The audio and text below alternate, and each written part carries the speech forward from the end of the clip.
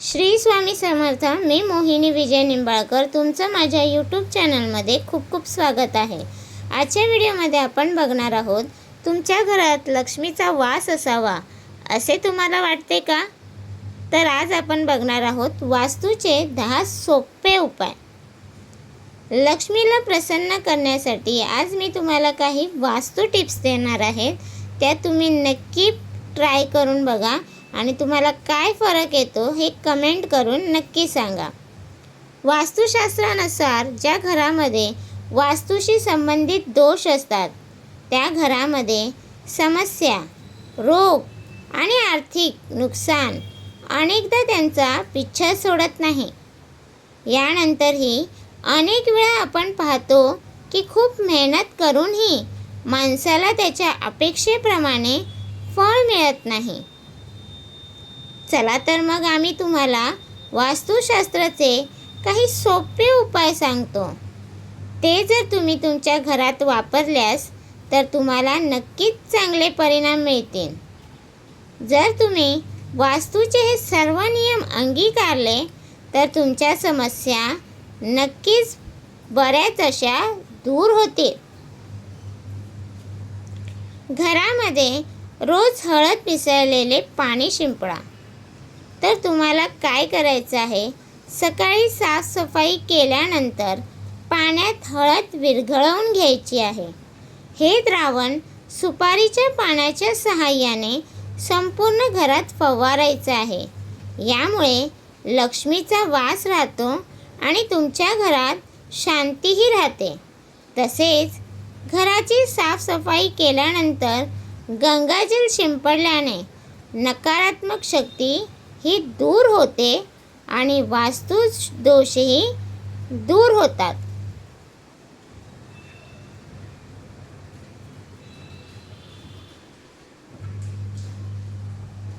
आता आपण बघूया धार्मिक पुस्तके हे कोणत्या दिशेला ठेवायचे.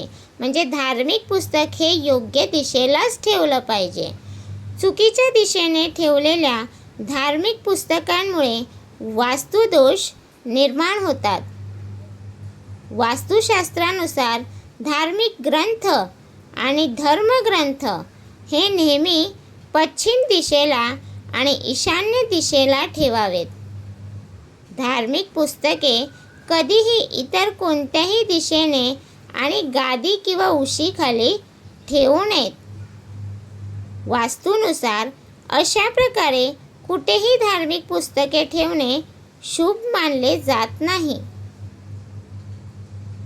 आता आपण बघूया आपलं जे देवघर म्हणजे घरातलं जे मंदिर आहे त्याची आपल्याला कोणत्या प्रकारची काळजी घ्यायची आहे.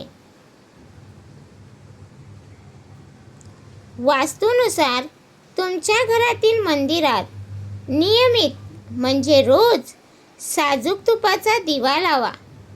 मंदिराच्या आणि घराच्या प्रत्येक भागात घंटानाद करायला हवा. यामुळे घरातील सर्व प्रकारची नकारात्मक ऊर्जा ही दूर होते.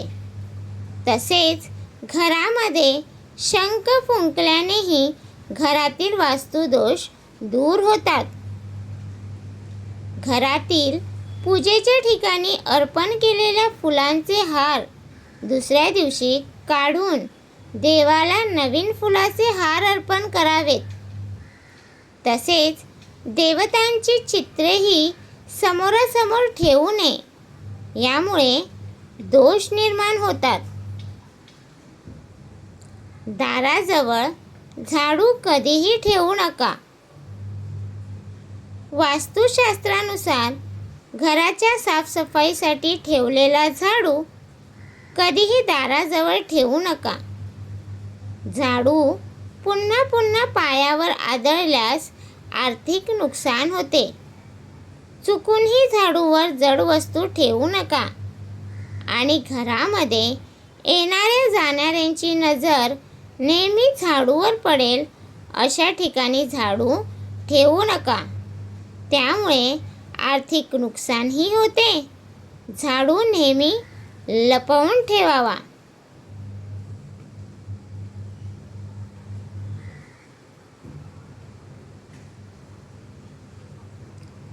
घरातील चित्रे मनाला सुखावणारी असावीत. आता आपण बघूया घरामध्ये कोणत्या प्रकारची चित्रे लावावीत. वास्तूनुसार आपण आपल्या घराच्या भिंतीवर सुंदर हिरवाईने भरलेली आणि मनाला प्रसन्न करणारी चित्रे लावली पाहिजेत. यामुळे घरातील सर्व सदस्यांना होणाऱ्या मानसिक समस्यांपासून आराम मिळतो.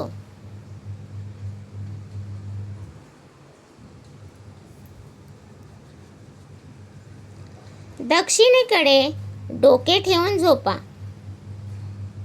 वास्तूनुसार घरातील कोणत्याही सदस्याला रात्री झोप येत नसेल किंवा वास्तुदोषामुळे चिडचिड होत असेल तर त्याला दक्षिण दिशेकडे डोके ठेवून झोपावे. यामुळे त्यांच्या स्वभावात बदल होईल आणि निद्रानाशाची स्थितीही सुधारेल. घराच्या मुख्य प्रवेशद्वाराच्या दोन्ही बाजूला अशोकाची झाडे लावा. वास्तूनुसार घराच्या पूर्व दिशेला कधीही कचरा साचू देऊ नका किंवा जड वस्तू आणि यंत्रसामग्री इकडे तिकडे टाकू नका.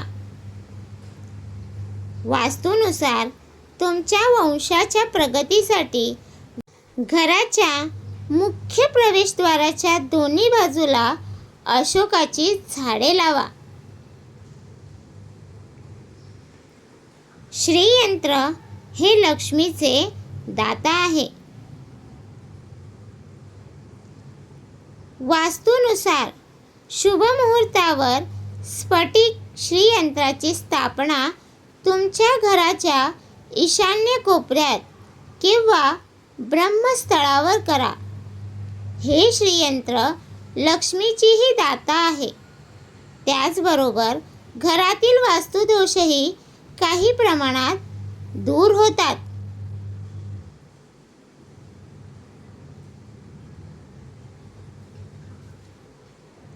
दररोज तुळशीची पूजा करावी. वास्तूनुसार तुमच्या घराच्या ईशान्य कोपऱ्यात तुळशीचे रोप लावा आणि रोज संध्याकाळी तिथे तुपाचा दिवा लावा. तुळशी हे देवी लक्ष्मीचे रूप आहे. त्यामुळे आपल्या घरातील सुखशांतीसाठी आपण नियमितपणे तुळशीजींची प्रार्थना केली पाहिजे.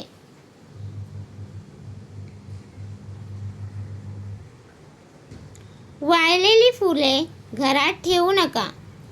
वास्तूनुसार घरातील कोणत्याही खोलीत सुके फुले ठेवू नयेत. तुमच्या घरातील फुलदाण्यांमध्ये ठेवलेली फुले सुकली असतील तर नवीन फुले लावा आणि वाळलेली फुले काढून टाका.